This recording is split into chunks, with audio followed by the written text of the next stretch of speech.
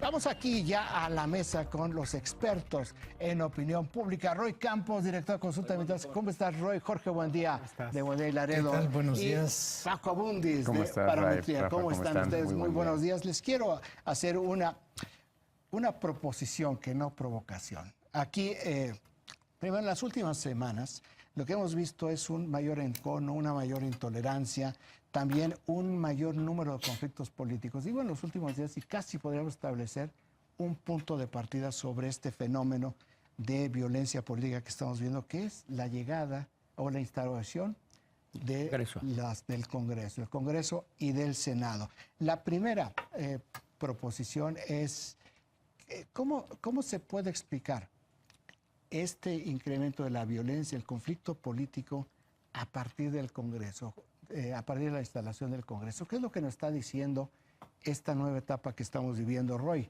A ver, efectivamente coincide con la instalación del 1 de septiembre. De hecho, tú ubicas el 1 de septiembre, aquel discurso incendiario de Mario Delgado, la participación de Noroña, Muñoz Ledo diciéndoles, a ver, entiendan que ya ganaron. O sea, ¿no? Porque hay una vocación de los legisladores de Morena, vocación de oposición, que no han entendido todavía que ya ganaron. Para mí tiene tres cosas. Es la parte de temas. Todo el tema ha sido la agenda de Morena y eso ha generado reacciones de los otros grupos. La agenda de formas, la forma del mayoriteo. A ver, así votaron por nosotros, aquellos 5 diputados que se pasaron. Okay. Y la forma, o sea, es temas, la forma y las personalidades, que tienen que ser personalidades de oposición, que son en general los que llegaron con Morena. Trasladaron la agenda de la Casa de Chihuahua, donde era todo suavecito, terciopelo, a los legisladores, no, a San Lázaro y al Senado, en donde ahí sí no es terciopelo, ahí es negociación.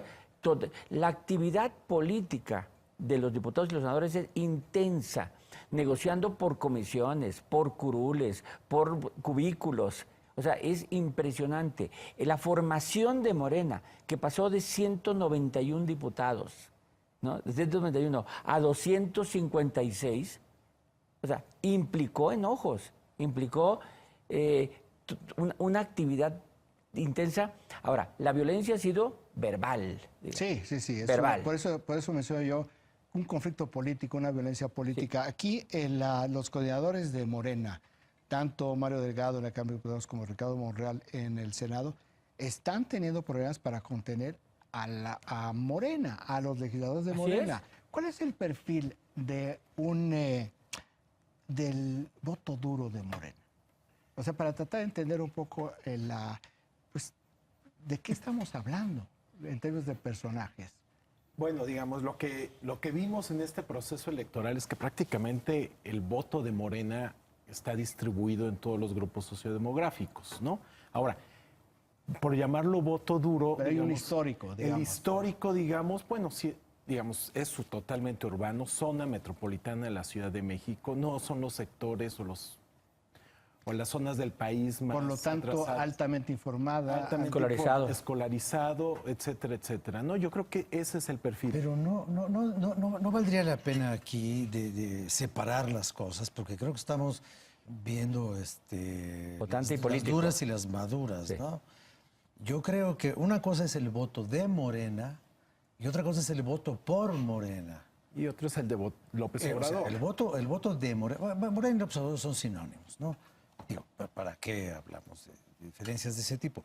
Pero una cosa es el conjunto ciudadano de personas que hicieron política hasta conformar Morena, y otra, los ciudadanos que fueron convencidos por este grupo que siempre fue pendenciero, callejero, de plaza pública, de trinchera, de barricada, y después hubo una cantidad enorme de personas que se adhirieron a esa propuesta política. Y hay que ver también que el perfil, digamos, de legisladores, pues muchos fueron seleccionados de manera aleatoria, es decir, hay una clase política nueva. Y yo creo que la pregunta, regresando... La bancada de Morena de la CENTE es casi la bancada del PRI.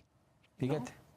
¿No? Pero, ¿para qué te sirve un Congreso cuando el partido gobernante tiene mayoría? ¿No? ¿cuál es el papel que va a jugar en la nueva administración? Eso todavía no lo sabemos porque todavía no toman el Ejecutivo. Pero digamos, una hipótesis sería, pues el Congreso va a ser una arena donde va a haber gritos y sombrerazos, Sí. porque va a ser la arena de la expresión ideológica. Es donde van a dejar que florezcan, que afloren todas estas diferencias. Cuando había todas estas fundadas críticas a que al PES le habías dado la Comisión de Salud y al PT le habías dado la Comisión de Relaciones Exteriores, pues es claramente para darle cabida, digamos, a sus posturas ideológicas, que tengan un lugar, digamos, donde se puedan manifestar, pero como bien sabemos, pues una cosa es el Ejecutivo y otra cosa el Legislativo, y habrá que ver si el Legislativo es simplemente este espacio donde van a ir a gritar, Parece a un pelear. despropósito que le hayan dado ese tipo de comisiones. Bueno, ya vemos Cultura hoy también. todos los creadores, los artistas están, pero espantados de que Encuentro cultura. Social haya ido que Cultura haya ido para Encuentro Social, y la otra, el PT en Relaciones Exteriores, ya lo corrigieron, por cierto. El PT, que su principal, el país que más apoya el PT es Corea del Norte, o sea, me parece que es como un despropósito Corea del lo que Norte y estaba, Venezuela. lo que estaba sucediendo. Ahora, Paco, ¿por qué si ganaron siguen tan enojados? O sea, ¿cómo podemos entender esta fenómeno? Fíjate, hay una entrevista muy interesante a Mario Delgado un par de días después de su famoso discurso, porque también hay que ponerlo como en eventos, ¿no? Sí. ¿Qué es lo que nos da esta sensación? El conflicto entre Muñoz Ledo y Noroña, el discurso de Mario Delgado, otros, digamos, incidentes que hemos visto, o esta sensación de mayoriteo en el Congreso. Creo que Mario lo explicaba en términos personales como un momento muy emocionante, como un momento, un poco él mismo reconociendo como que me pasé de largo. Sí, pero ya calmado hace la reflexión y él mismo dice, es que fue un momento muy emocionante, ¿no? Es decir, eran muchos años, habían pasado muchas cosas y luego todavía el PRI encima de eso o sea, nos provoca, ¿no? No sé, como que me recuerda a una biografía de Buñuel cuando un republicano, para explicar por qué atacó a unos sacerdotes, es porque iban en la calle de enfrente vestidos con la sotana. Ante una provocación así era inevitable, ¿no? Es decir, alguien simplemente por tener presencia y tener una posición, en este caso el partido todavía gobernante, parece una provocación.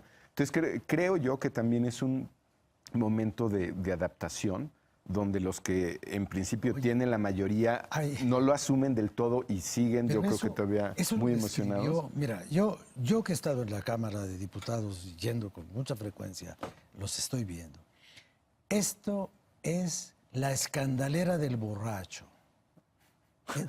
Todavía no terminan la borrachera del triunfo. Un poco a eso me refiero, pero... Y el más o menos sensato de todos ellos, quizás por la prudencia que Muñoz Ledo. otorgan los años, es Porfirio.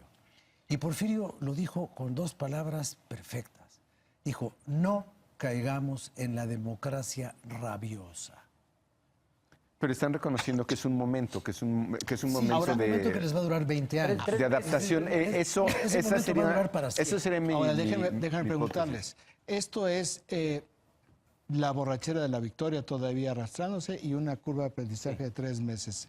Pero ahí tenemos un grupo importante que han estado en la movilización política durante más de 12 La años. coordinadora, por Entonces, la pregunta es, ¿qué tanto pueden poner freno y decir, ahora somos gobierno, estamos en una nueva etapa de este país, por lo tanto nos vamos a comportar parlamentariamente? O sea, realmente, ¿eso es posible o no es posible? Van a ponerle freno por temas. A ver, por ejemplo, este grupo de la coordinadora, cuando se discuta la reforma educativa, los cambios, ahí van a estar gritando con su postura muy clara, radical. El 1 de diciembre inicia otra etapa porque la agenda pública también pasa a los secretarios de Estado, que hoy no la tienen totalmente. Porque nos falta un momento de violencia verbal en el Congreso con el presupuesto. O sea, la discusión del presupuesto también viene punto por punto, porque por un lado mayoritean y por el otro lado las reservas. Por ejemplo, la decisión de disminuir el tiempo de exposición generó una reacción inmediata de enfrentamiento. Porque además, coincido con Jorge, va a ser el espacio de libertad para hablar, aunque sepamos que nos van a ganar en la votación. Pero déjenme que quede constancia de mi posición ideológica, sí. Y ahora votas para que hable menos tiempo. Ahí sí reacciono.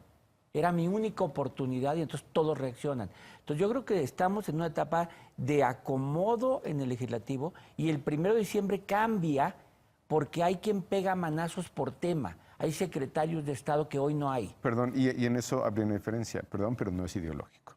Sí. Esto es una defensa, digo, lo que ha pasado al final son discursos de defensa de una administración, ¿no? Es decir, no, eso no lo veo yo muy partidista. Es decir, de hecho, si algo no tiene Morena, es necesariamente una ideología muy homogénea. Pero es decir, son Si posiciones. algo ya no hay en La de las los cámaras demás. es Son ideología. posiciones. Pero mira, esta Son cosa tantas, ya no queda las claro. tomas de tribuna, por ejemplo, Sí. lo que pasó ayer, Pero el pase de lista es ideológico. ¿Verdad? el pase de no es ideológico, es propagandístico. No, son dos cosas muy diferentes. Lo de Ayotzinapa no tiene nada de ideología, tiene mucho de propaganda y de reacomodo y de hegemonía. Eso sí tiene. O sea, es una cosa en paralelo. Ayer en la Cámara de Diputados subes las fotografías de los desaparecidos a la tribuna de la Cámara, simbólicamente toman la Cámara de Diputados. Y hoy toman el edificio del Senado. Los muertos toman el edificio del Senado, Así es. ponen sus retratos. Sus retratos, va a haber alrededor exposición de fotos. de las rejas, las fotografías. Sí. Entonces, eso no es ideología. Eso es oposición. Ahora, ¿a qué se están oponiendo? Se están oponiendo a un fenómeno que del 1 de diciembre en adelante Ya son solamente gobierno. lo van a poder resolver ellos. Son gobierno. Y con la Comisión de la Verdad no lo van a poder resolver. Yo No creo es que cierto. también No se va a arreglar. Lo otro que estamos viendo es cómo se conforma una coalición gobernante al interior de las cámaras. Digamos, cuando Roy hablaba de pasar de 191 a 256, bueno, pues en todos estos manejos, pues empiezas a, digamos, a redefinir cuánto vale. Ya no estás tan dependiente del PT, ya no estás tan dependiente del PES, ya tienes otros, digamos, otros aliados. Y va a cambiar por temas. Incluso en esa perspectiva, la fuerza que puede tener la coordinadora, digamos, en la discusión del Baja. tema educativo, pues baja. A ver, déjame introducirte algo ahí sobre estas alianzas. Porque cuando uno piensa en las alianzas con los otros partidos. Pero ¿qué está sucediendo allá adentro? Quién sabe qué tanto está sucediendo, pero tres momentos.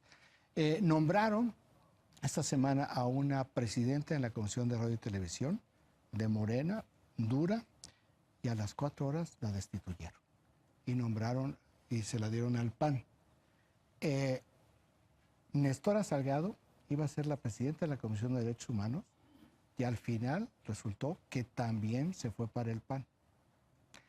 El PT iba a presidir la Comisión de Relaciones Exteriores y ya quedó Héctor Vasconcelos, que iba a ser el secretario de Relaciones Exteriores. Es una persona que es absolutamente equilibrado, es un tipo, es un tipo ponderado, es un tipo inteligente, con mucha experiencia en este tema. Entonces, aquí lo que estamos viendo es cómo los propios coordinadores le están quitando posiciones a Morena, pero a Morena ni siquiera ya podemos hablar de Morena como un bloque homogéneo, sino las negociaciones allá al liderazgo. Por eso preguntaba un poco la experiencia de 12 años o más de movilización. ¿Cómo se va a poder, cómo se va a conciliar en 3 meses cuando llegue el próximo gobierno? Claro, lo que tú estás diciendo con el pleito ya inocultable entre Martí Batres y Ricardo Monreal, que ya es una cosa de jaloneo constante. Sí, el caso de Manuel Velasco, digamos, abona. Entonces, a ver, la teoría política no habla de las alianzas que tienes, las coaliciones que tienes que hacer hacia el interior de tu bloque, que es mayoritario, sí, sino qué tipo de experiencias nuevas estamos viendo y cómo lo vamos a ir viendo que se procese. Y la otra es qué tanto va a impactar en la opinión pública. ¿O lo están viendo ahorita un tema de élites? ¿No? De élites. Pero la opinión pública va a entrar porque no hay que olvidar que estos sí se pueden reelegir. O sea, cuando en el cálculo de los allá va a jugar otro papel. Ellos mismos juegan otro papel. Empiece a entrar de si más adelante voy o quiero la reelección y tengo que ir y defender estas posturas o tengo que defender mi voto, Me ahí subo vas a a tener tribuna. un elemento adicional, digamos, de independencia de cada legislador. Entonces es otro elemento que le va a meter, yo creo que más movimiento, digamos, a la Cámara. Igual hay que acostumbrarnos, igual estos son los nuevos tiempos. Ahora, buena parte de lo que está pasando, recuerden que ya lo habíamos previsto como un escenario, digamos... No si pronosticamos, Paquito. No, pero ya lo habíamos visto. Pero esta es otra cosa. votos, Este es un tema de está bien, comportamiento, no de números. Hay un margen para que Hay puedas... una diferencia, pero era claro que digamos, esta mayoría que iban a tener en la Cámara podía ser literalmente en primera o en segunda vuelta, y así lo referimos fue. como metáfora. Y la segunda era al interior de la Cámara. Creo que lo que tenemos hoy de ahí, y bueno, pues otra vez, no son un partido, nunca he tenido dicho que son un partido, son un movimiento y se están comportando como tal. Pero finalmente para el elector, y es ahí donde yo no veo ningún costo, ninguna reflexión muy crítica por parte de la opinión pública, porque finalmente lo que hizo el Partido Verde es algo que la gente viene viendo desde hace mucho tiempo. Es decir, partidos no ideológicos, partidos más bien en función de intereses, donde lo único que le queda al elector son personas.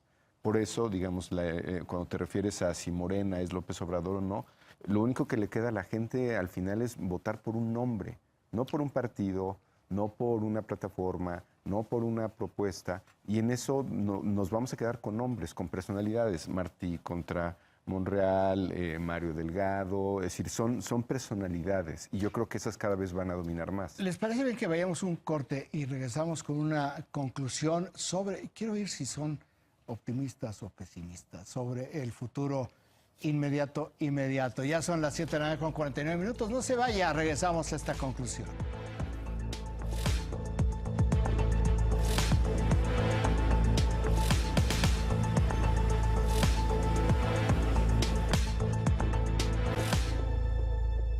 Ya son las 7 de la mañana con 52 minutos. Antes de preguntarles, recordemos lo que pasó en el arranque del periodo legislativo de esta legislatura entre Gerardo Fernández Noroña y Porfirio Muñoz Ledo.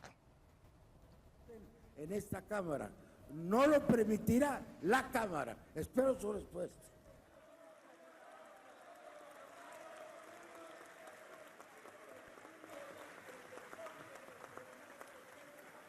La dispensa, la lectura, tomando en consideración que ha sido publicada en la Gaceta Parlamentaria. Sí, tome su asiento, señor diputado. La Asamblea, en votación económica, No acepto se su dispensa la provocación. lectura del acta de la sesión constitutiva, tomando en consideración que ha sido publicada en la Gaceta Parlamentaria. No se la voy a Los conceder. diputados que estén por la afirmativa, Diputado presidente, no le voy a tolerar su falta de respeto, no le voy a tolerar su insolencia. quienes estén por la negativa. No soy insolente. Usted es un golpeador. Usted es un golpeador. Permite la violación del marco constitucional. Lea el artículo 69. Me parece inaudito que usted, que tiene una alta especialización en el juego. Bueno, para quien esté aterrizando en México y ve esta escena, le queremos decir que estos dos legisladores pertenecen al mismo partido. Aquí tenemos un legislador, Porfirio Muñoz Ledo, con una larga vida parlamentaria, y tenemos a Gerardo Fernández Noroña, una larga vida en la calle, en la izquierda social, en la movilización. Decíamos nosotros, 3 meses para que llegue el nuevo gobierno. ¿Optimistas o pesimistas sobre la curva de aprendizaje o los matices se valen? No, nomás son del mismo partido, sino que acaba de ganar arrasando.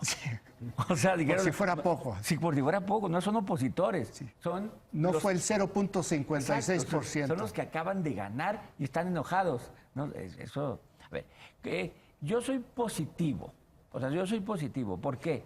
Porque creo que todo esto está pasando cuando todavía no hay un gobierno. Ellos son en este momento, se sienten oposición. Es la comparecencia del secretario, de la secretaria, la crítica al gobierno actual, pero todavía no son gobierno.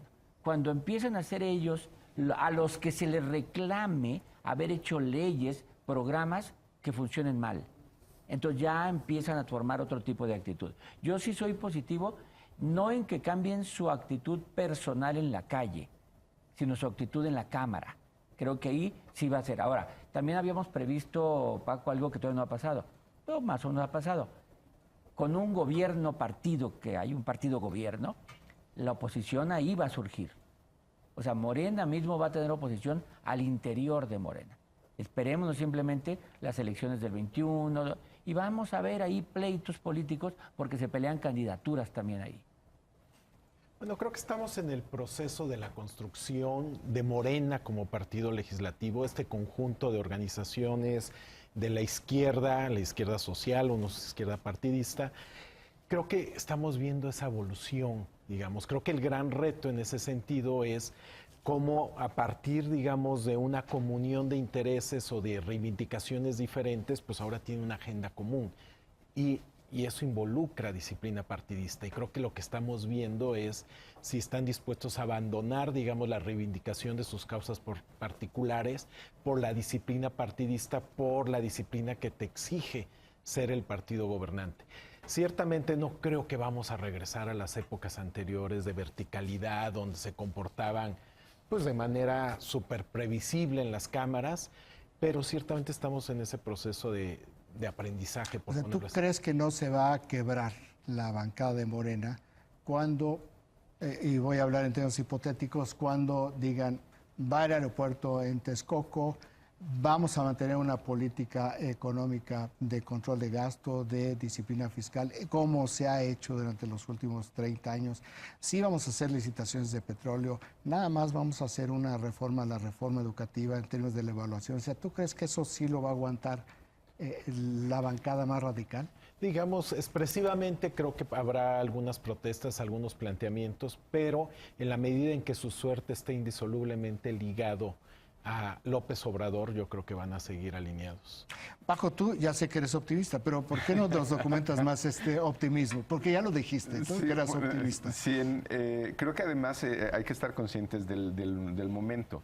Se siguen sintiendo oposición porque son oposición, porque no han llegado al gobierno. Entonces también, digamos, en términos estrictos... O sea, ¿tú crees que a partir del 1 de diciembre digan, bueno, ahora sí ya somos gobierno? Creo que va a cambiar un poco, no sé si lo van a... Sí, vamos, estoy dramatizando, sí. Pero lo que creo que sí va a pasar, y ahí Benito Nasib, el consejero del INE, tiene un texto muy interesante sobre el tema de la disciplina partidista en México, como una tradición. Tenemos una tradición de disciplina partidista mucho más homogénea, de votos mucho más en bancadas que muchos otros países de la región. La pregunta aquí sería si vamos a conservar esa tradición o no. Yo creo que sí. En votos sí. En votos sí. En votos sí. Ajá. Pues Roy Campos, Jorge Buendía, Paco Abundis, encantado que estén con nosotros aquí en esta mesa de expertos.